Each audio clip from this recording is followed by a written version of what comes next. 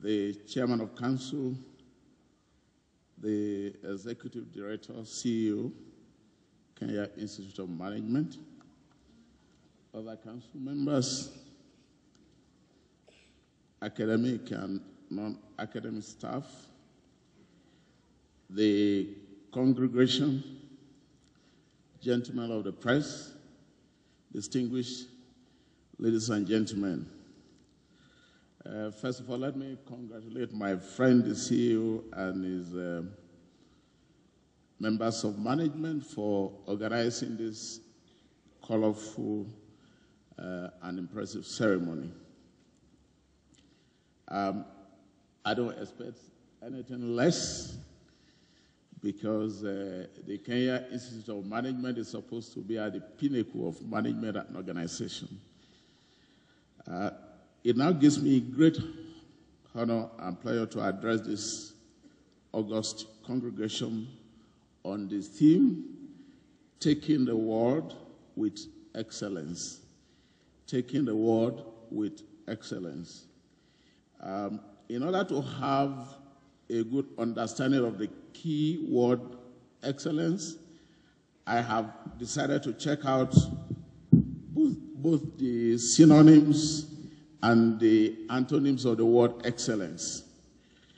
The synonyms of excellence are distinction, eminence, preeminence, goodness, perfection, merit, purity, high quality, supremacy, virtue, and worth.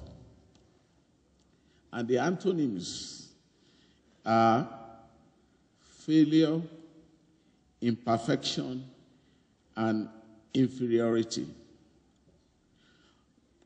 Distinguished ladies and gentlemen, the word excellence in the context of the convocation ceremony of today should actually be situated within the society. Personal excellence is not synonymous with societal excellence, but may contribute to societal excellence, particularly if the process of achieving personal excellence does not deprive other individuals or the society at large any socio-economic benefits. Excellence should result in societal peace and harmony. It should manifest in sustainable, accountable, and responsible utilization of the resources and in environmental conservation. Excellence at the micro or personal level revolves around achieving first-class returns on productive resources achieved through efficient deployment of personal resources. This may or may not result in a disproportionate utilization of common resources. And this is the problem that the concept of management attempts to solve on a daily basis. However, societal excellence goes beyond the realms of management into the spheres of leadership. Leadership considers everything that matters. It balances and reconciles societal expectations with individual expectations. My thesis, therefore, is that we should stop producing mere managers. We should start to produce leaders. Leadership is management leading with vision, wisdom, compassion, and dynamism. We should start to produce leaders, leaders who are visionary. We should start to produce leaders, leaders who can command and mobilize followership for the common good of the society. We should start to produce leaders, selfless leaders who want to serve the followers. In Africa, we need leaders, leaders who will help exploit our God-given resources to the advantage of everybody and not for themselves alone. We need leaders, leaders who will help us integrate the fragmented economies of Africa into one large borderless market. We need leaders that will build strong institutions, good governance systems, and socio-economic infrastructure. We need business leaders who will measure their success by the number of jobs created in a year, and not business managers that measure their success by the amount of cash in their bank accounts. We need to start to produce business leaders who measure their success by the number of people empowered, not managers who determine success by the number of people exploited.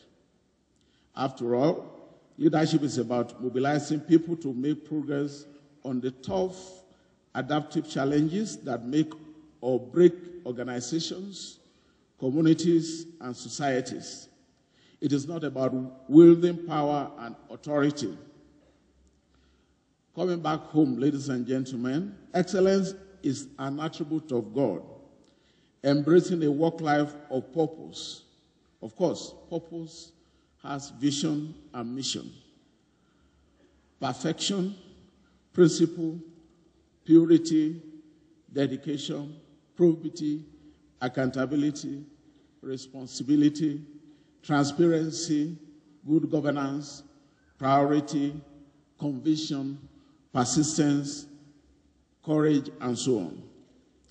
Excellence is not a destination. Don't be surprised that the chairman of council and I seem to be talking from the same page.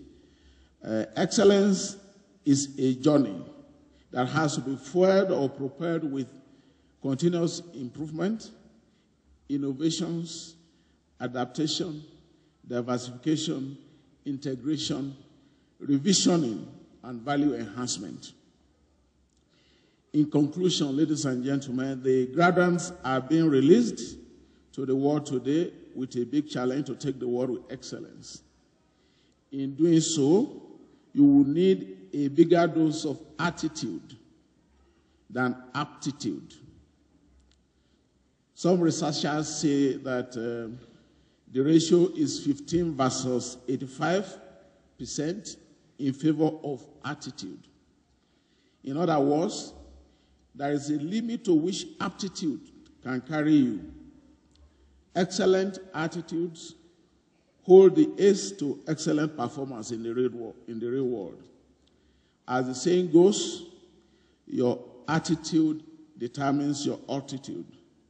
Some employers also say, hire for attitude and train for competence.